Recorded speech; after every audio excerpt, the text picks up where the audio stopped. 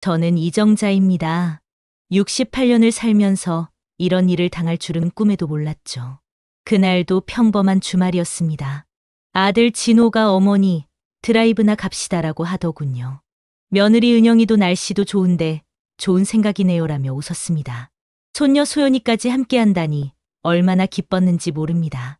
고속도로를 달리며 창밖을 보는데 마음이 참 평온했습니다.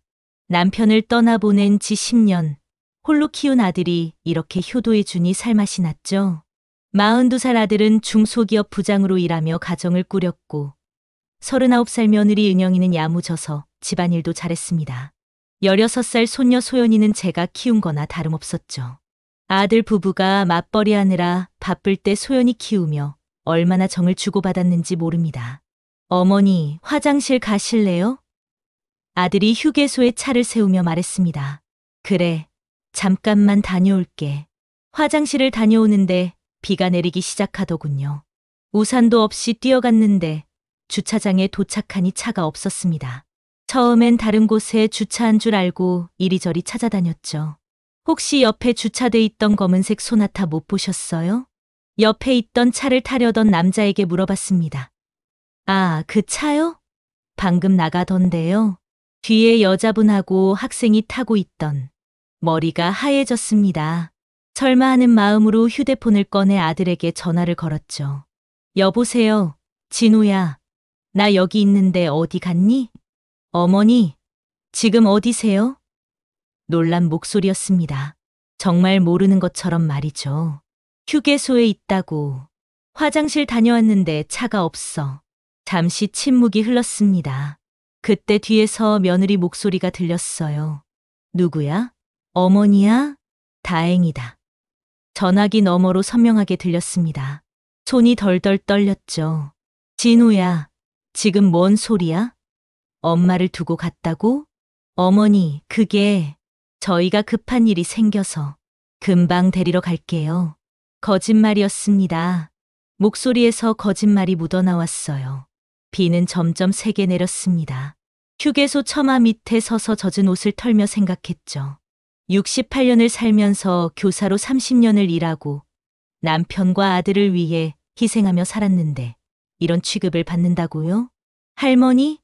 뒤에서 누가 부르더군요. 돌아보니 휴게소 직원이었습니다. 괜찮으세요? 아까부터 여기 계시는데. 아, 가족들이 차 갖고 잠깐 나갔는데 곧 올 거예요. 거짓말이 나왔습니다. 창피해서요. 1시간이 지나고 2시간이 지났습니다. 전화는 받지 않았어요. 문자도 안 왔고요. 택시기사 아저씨가 불쌍히 여겨 집까지 데려다 줬습니다. 요금도 안 받더군요.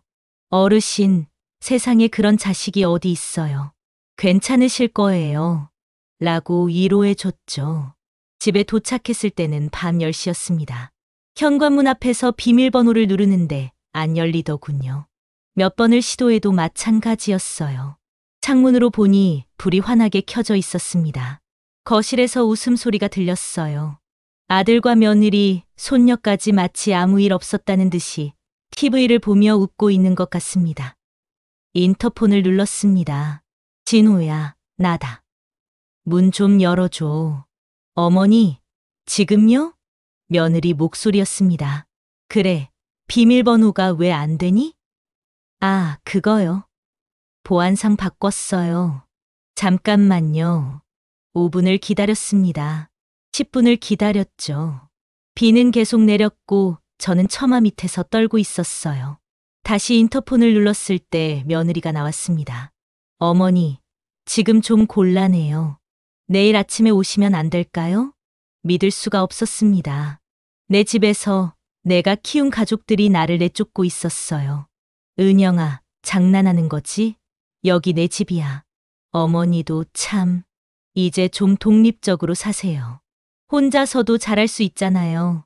그러더니 인터폰이 끊어졌습니다. 그 순간 깨달았어요. 휴게소에서 들은 짐 덜었다는 말이 무슨 뜻인지. 이 모든 게 계획이었다는 걸. 평생 희생하며 살아온 제가 이제는 그들에게 짐이 되었다는 걸 말이죠. 비에 젖은 채 벤치에 앉아 울었습니다. 68년을 살면서 이렇게 절망스러웠던 적이 없었어요. 새벽까지 벤치에서 잠을 청했습니다. 등이 아프고 다리가 저려도 갈 곳이 없었어요. 동네 아저씨가 지나가다 담요를 가져다 줬죠. 할머니, 이거라도 덮고 계세요. 감기 걸려요. 고마워요. 목소리가 쉬어 있었습니다. 아침이 되자 부끄러움이 몰려왔어요. 동네 사람들 눈에 띌까봐 걱정이었죠. 평생 단정하게 살아온 교사가 길거리에서 노숙한다니요. 마침 우유 배달하는 아주머니가 지나갔습니다. 이정자 선생님? 여기서 뭐 하세요? 아, 그게. 새벽에 나와서 산책하다가 좀 쉬고 있었어요. 거짓말이 또 나왔어요. 이런 새벽에요? 위험해요. 들어가서 쉬세요. 집 앞으로 가니 여전히 비밀번호는 바뀐 상태였습니다. 인터폰을 누르니 이번엔 아들이 나왔어요. 어머니, 밤새 어디 계셨어요? 내가 문을 안 열어줘서 밖에 있었잖아. 에이, 그럴 리가요. 어머니가 안 들어오셨잖아요. 거짓말이었습니다. 뻔한 거짓말이요. 그것도 친아들이. 겨우 집에 들어갔는데 이상했어요. 뭔가 달라진 것 같았죠. 처음엔 뭔지 몰랐는데 거실을 보니 알겠더군요. 제가 아끼던 화분들이 없어졌어요. 그 자리에 며느리가 좋아하는 조화가 놓여 있었습니다. 내 화분들은 어디 갔니? 며느리가 웃으며 말했어요. 아, 그거요? 너무 오래돼서 버렸어요. 집이 좀 어수선해 보이더라고요. 10여 년간 키운 화분들이었습니다. 남편과 함께 하나씩 사서 키운 추억이 담긴 화분들을요. 버렸다고? 누가 허락했어? 어머니, 이제 좀 바꿔야죠. 새로운 느낌으로 해보자고요. 손녀 소연이가 저를 보더니 고개를 숙였어요. 뭔가 미안해하는 것 같았죠. 소연아, 할머니 화분 어디 갔는지 아니? 할머니. 소연이가 입을 열려다 말았습니다. 그때 며느리가 날카롭게 쳐다봤어요. 소연아, 숙제해야지. 소연이는 방으로 들어갔습니다. 뒤돌아보며 미안하다는 눈빛을 보냈어요. 저녁 먹을 때였습니다. 아들이 말했어요. 어머니, 요즘 깜빡깜빡 하시는 것 같아서 걱정이에요. 무슨 소리야? 어제도 그렇고, 혹시 치매는 아니겠죠? 머리가 띵했습니다. 치매라니요. 저한테 치매라고 했어요. 야, 너 정신이 있니? 엄마한테 치매라고 해? 어머니 목소리 너무 크세요. 이웃집에서 들어요. 며느리가 끼어들었습니다. 내가 내 집에서 큰 소리 내는 게 뭐가 어때? 이제 어머니 집만은 아니잖아요. 우리도 살고 있는데 그 말이 비수처럼 꽂혔어요. 내 집이 아니라는 뜻이었죠. 밤에 잠자리에 누워 생각했습니다. 휴게소에서 버림받은 것부터 시작해서 오늘까지. 모든 게 이상했어요. 우연이라기엔 너무 계획적이었죠. 남편이 돌아가신 후 혼자 사는 게 힘들어서 아들과 함께 살게 된 게 5년 전이었어요. 그동안 집안일도 도와주고 손녀도 봐주면서 나름 쓸모 있게 살았다고 생각했는데요. 창문 밖을 보니 달이 밝더군요. 남편이 생각났어요. 여보, 내가 뭘 잘못했을까? 왜 이런 취급을 받아야 하지? 대답은 없었지만 마음속으로 들리는 것 같았어요. 당당하게 살아라. 내가 잘못한 게 없다. 그때 결심했습니다. 이대로 당하고만 있을 순 없다고. 뭔가 계획이 있는 것 같으니 알아봐야겠다고요. 지금껏 살면서 이렇게 화가 난 적이 없었어요. 분노가 온몸을 타고 올라왔습니다. 평생 순한 양처럼 살아온 제가 처음 느끼는 감정이었죠. 며칠 뒤 또다시 문 앞에 서게 됐습니다. 장을 보고 돌아왔는데 또 비밀번호가 바뀐 거예요. 이번엔 아예 안 가르쳐 주더군요. 진호야, 문 좀 열어줘. 한참 뒤에 며느리가 나왔어요. 화장한 얼굴로 말이죠. 어머니, 미안해요. 깜빡했네요. 깜빡했다고? 비밀번호를 왜 자꾸 바꾸는 거야? 요즘 도둑이 많아서요. 보안상 자주 바꿔야 한다고 하더라고요. 그럴듯한 핑계였지만 속마음은 뻔했죠. 저를 불편하게 하려는 거였어요. 들어가려는데 며느리가 막더군요. 어머니, 잠깐만요. 친구들이 놀러 와 있어서. 친구들? 네, 애들 엄마들이요. 좀 조용히 해주세요. 내 집에서 내가 조용히 하라니요. 기가 막혔지만 참았어요. 동네에서 소문날까 봐서요.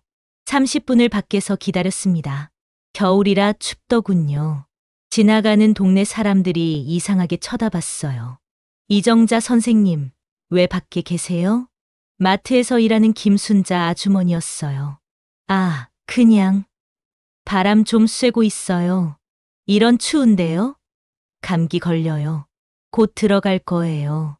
순자 아주머니가 가고 나서도 몇 명 더 물어봤어요. 그때마다 다른 핑계를 댔죠. 열쇠를 깜빡했다. 택배를 기다리고 있다. 운동하고 있다.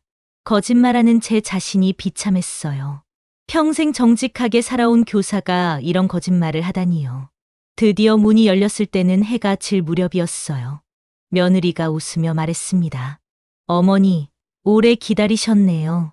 친구들이 늦게 가서요. 들어가 보니 거실이 완전히 바뀌어 있었어요. 소파 위치도, TV 위치도 다 달랐죠. 제가 아끼던 액자들은 보이지 않았고요. 이게 뭐야? 왜 다 바꿔놨어? 어머니, 좀 더 현대적으로 해봤어요. 어때요? 넓어 보이죠? 벽에 걸려있던 남편과의 사진도 없어졌어요. 결혼 사진, 가족 사진 모두 사라졌죠. 내 사진들은 어디 갔어? 어머니 방에 정리해뒀어요.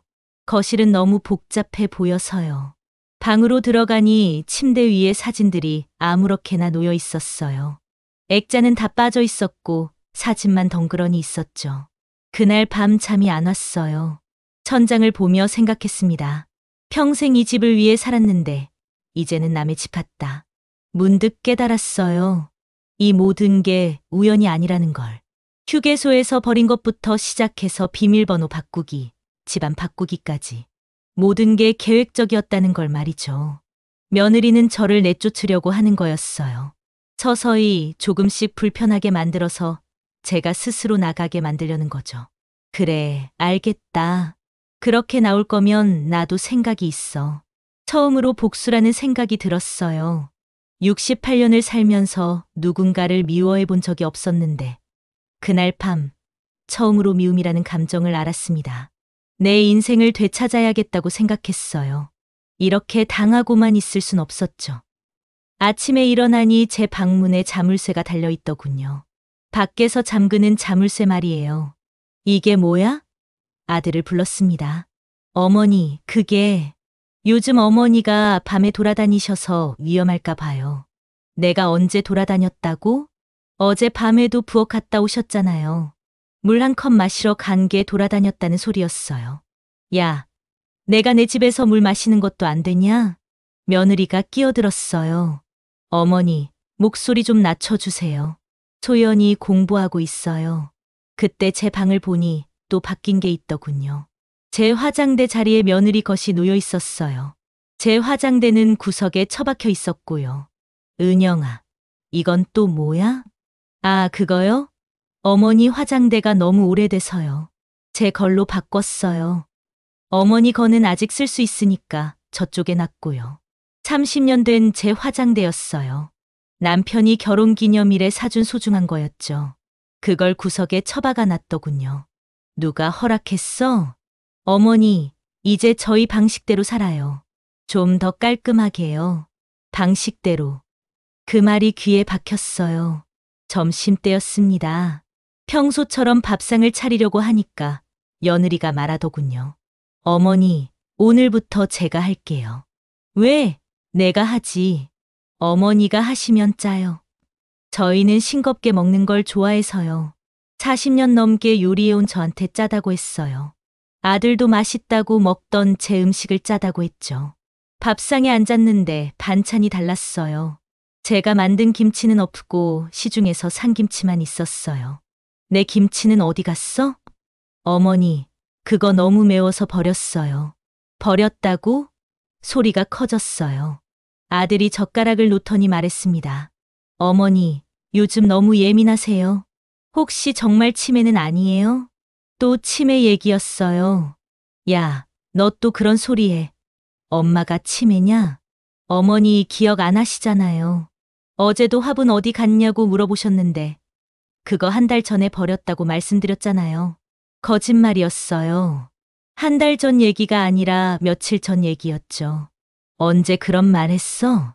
봐요. 또 기억 안 하시잖아요. 며느리도 거들어줬어요.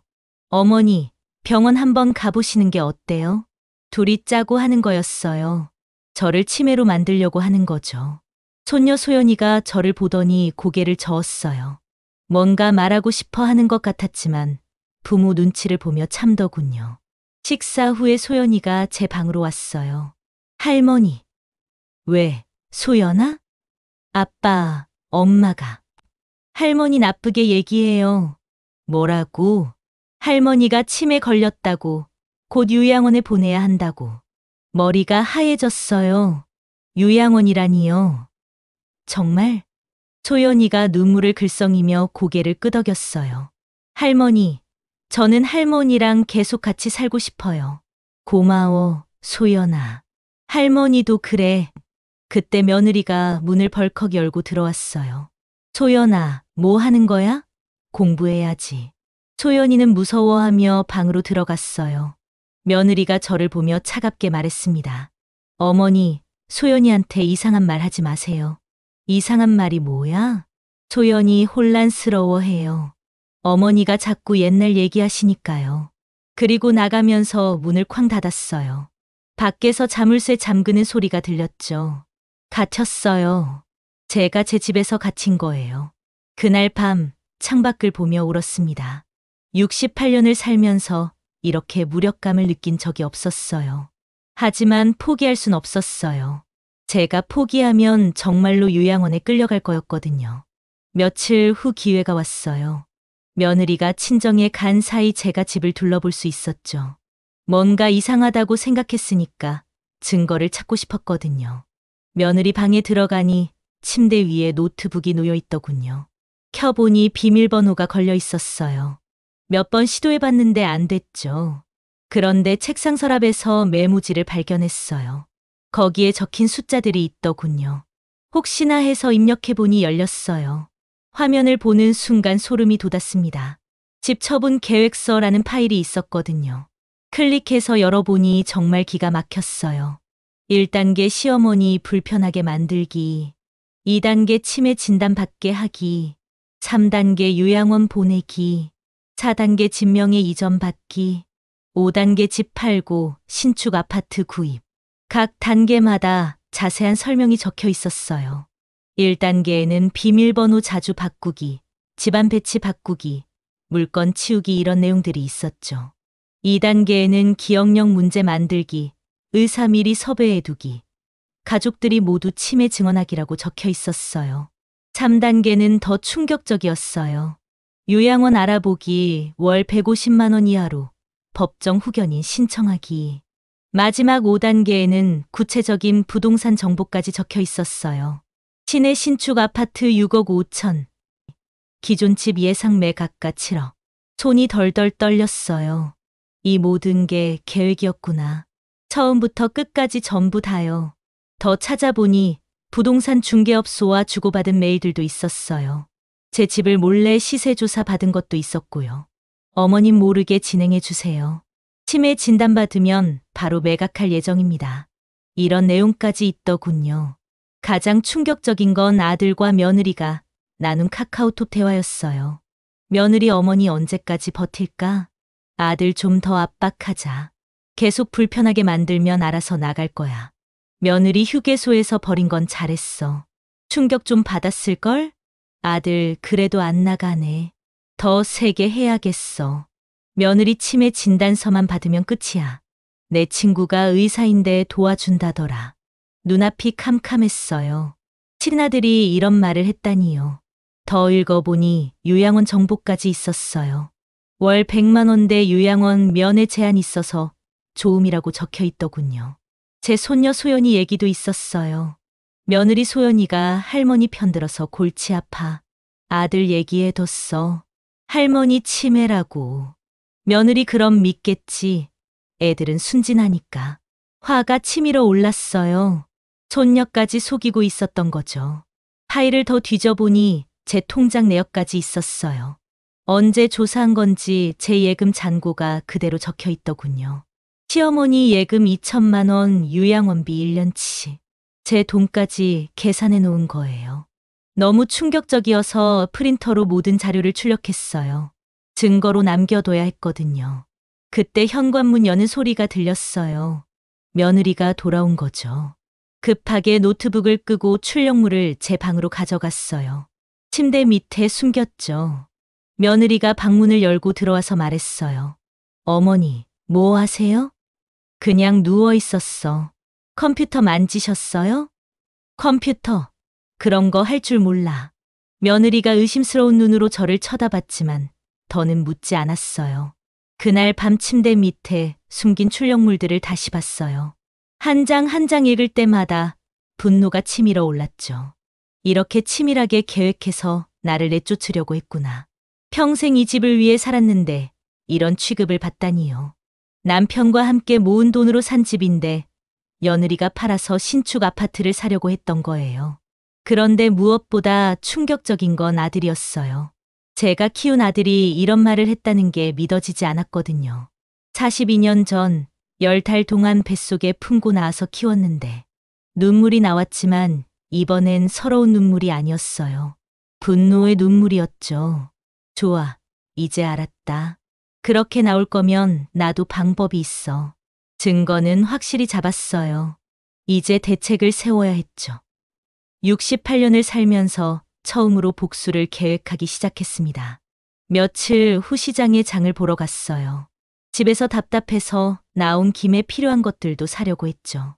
어묵 가게 앞을 지나는데 누군가 제 이름을 부르더군요. 이정자 선생님. 돌아보니 낯익은 얼굴이었어요. 하지만 누구인지 바로 생각이 안 났죠. 선생님, 저예요.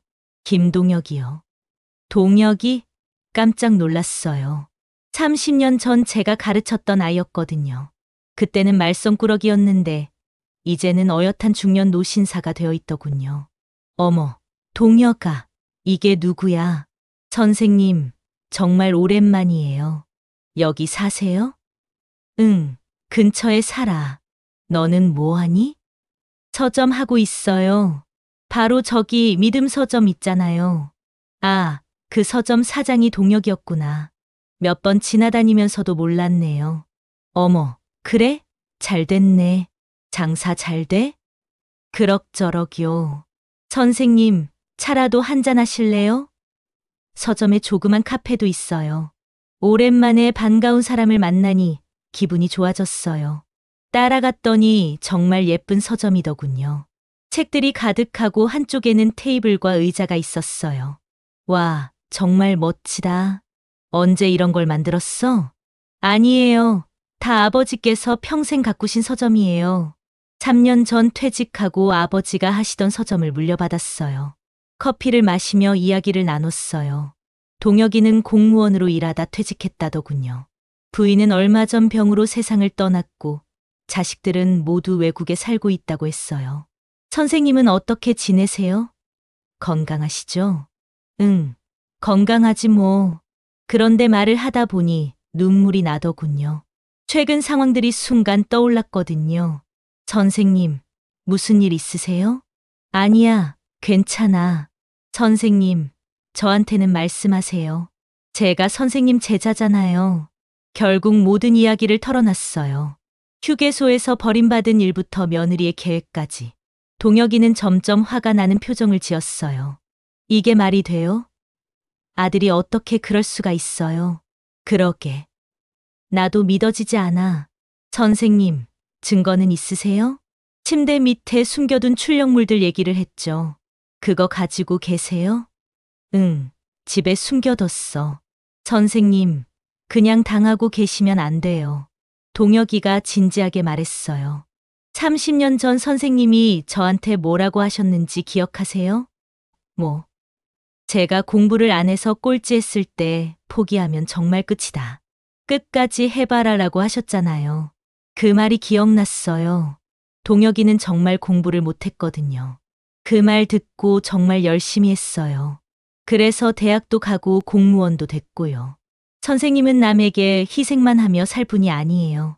동혁이 말이 마음에 와닿았어요. 하지만 뭘 어떻게 해야 할지 모르겠어. 선생님, 일단 그 증거들 여기 가져오세요. 제가 도와드릴게요. 정말? 물론이죠. 선생님이 저한테 얼마나 잘해주셨는데요. 이제 제가 도울 차례예요. 오랜만에 마음이 따뜻해졌어요. 혼자가 아니라는 생각이 들었거든요. 동혁아, 고마워. 선생님, 앞으로 이런 말씀 마세요. 저희가 함께 해결할 거예요. 그날부터 저는 서점에 자주 갔어요. 동혁이와 함께 대책을 세우기 시작했죠. 선생님, 법적으로 문제 삼을 수 있어요. 제가 변호사 친구 있는데 상담 받아 보실래요? 그래도 될까? 물론이죠. 집도 선생님 명의죠? 응. 남편이랑 공동명의였는데 남편 돌아가시고 내 명의로 바뀌었어. 그럼 문제 없어요. 선생님 집인데 누가 뭐라고 해요. 동혁이는 계획을 세워줬어요. 먼저 증거를 더 수집하고 변호사와 상담받고 적절한 때에 반격하자고 했죠. 선생님, 급하게 하지 마세요. 천천히, 확실하게 해요. 알겠어. 앞으로 힘들면 언제든 여기 오세요. 서점 뒤에 작은 방 있는데 거기서 쉴 수 있어요. 정말 고마웠어요. 동혁이가 있어서 포기하지 않을 수 있었거든요. 이런 든든한 동맹이 있다는 게 얼마나 고마운지 몰랐어요. 이제 혼자가 아니었죠. 복수의 계획이 구체적으로 잡혀가기 시작했습니다.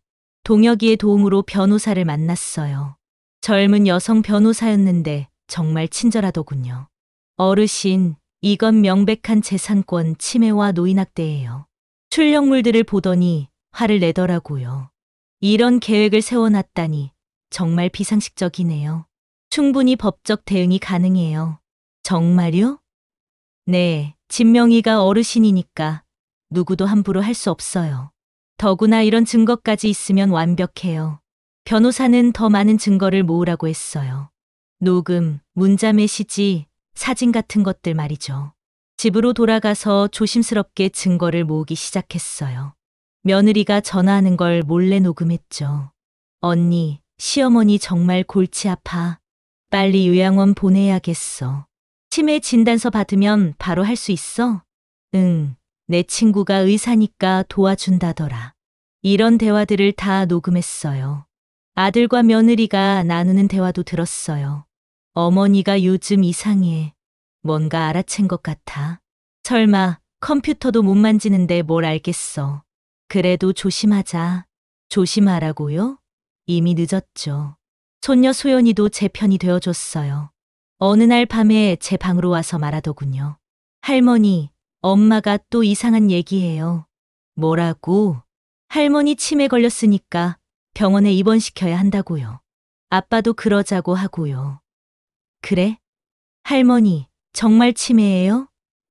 소연이가 걱정스럽게 물어봤어요. 아니야, 소연아. 할머니 멀쩡해. 저도 그렇게 생각해요. 할머니가 어떻게 치매예요. 저랑 숙제도 도와주시고 요리도 잘하시는데. 소연이는 부모가 거짓말하고 있다는 걸 알고 있었어요. 소연아, 할머니가 힘든 일 겪고 있는데 도와줄 수 있겠니? 네, 뭘 하면 돼요? 부모님이 할머니 얘기할 때 잘 들어보고 알려줘. 알겠어요, 할머니. 소연이 덕분에 더 많은 정보를 얻을 수 있었어요. 언제 요양원에 보낼 계획인지, 어떤 의사와 짜고 있는지까지 알게 됐죠. 한편으론 동네 사람들에게도 조금씩 진실을 알리기 시작했어요. 마트에서 김순자 아주머니를 만났을 때였어요.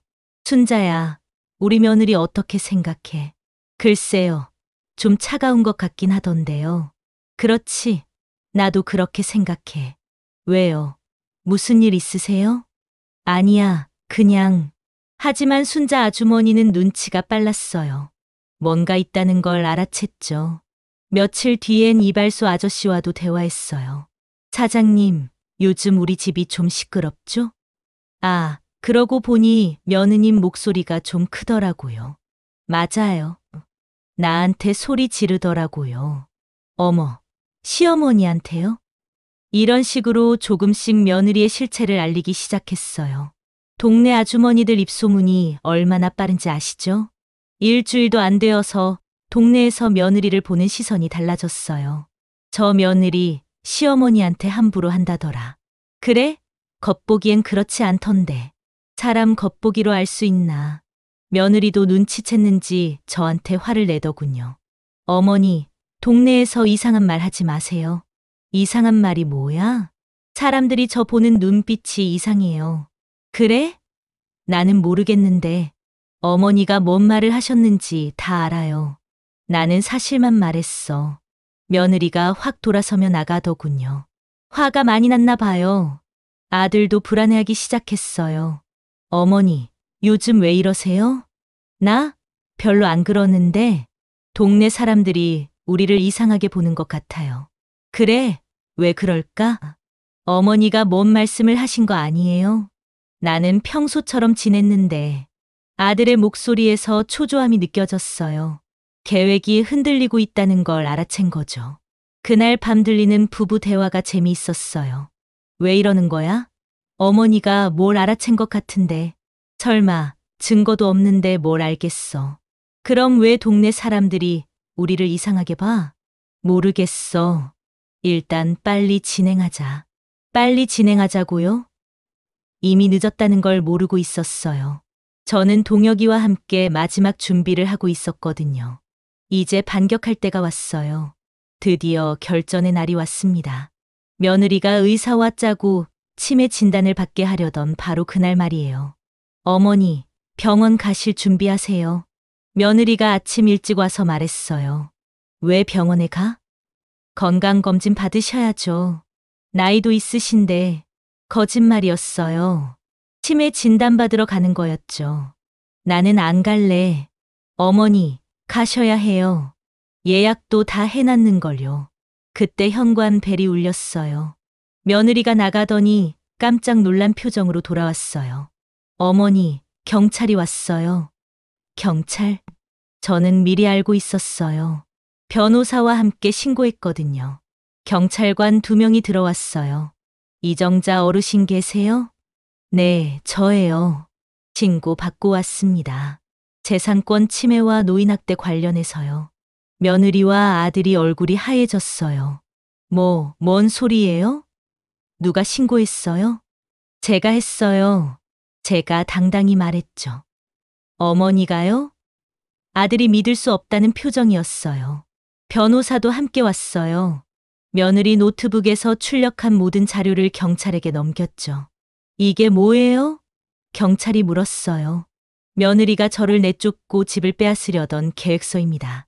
경찰이 계획서를 읽어보더니 심각한 표정을 지었어요. 이거 정말이에요? 며느리가 부인했어요.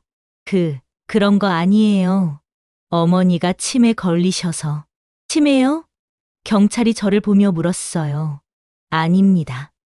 저는 멀쩡합니다. 여기 병원 진단서도 있어요. 동혁이가 도와줘서 미리 정신과 검사를 받아뒀거든요. 치매가 아니라는 진단서 말이죠. 그리고 이건 녹음 파일입니다. 며느리가 친구들과 통화하는 내용을 들려줬어요. 시어머니 빨리 요양원 보내야겠어. 짐이야.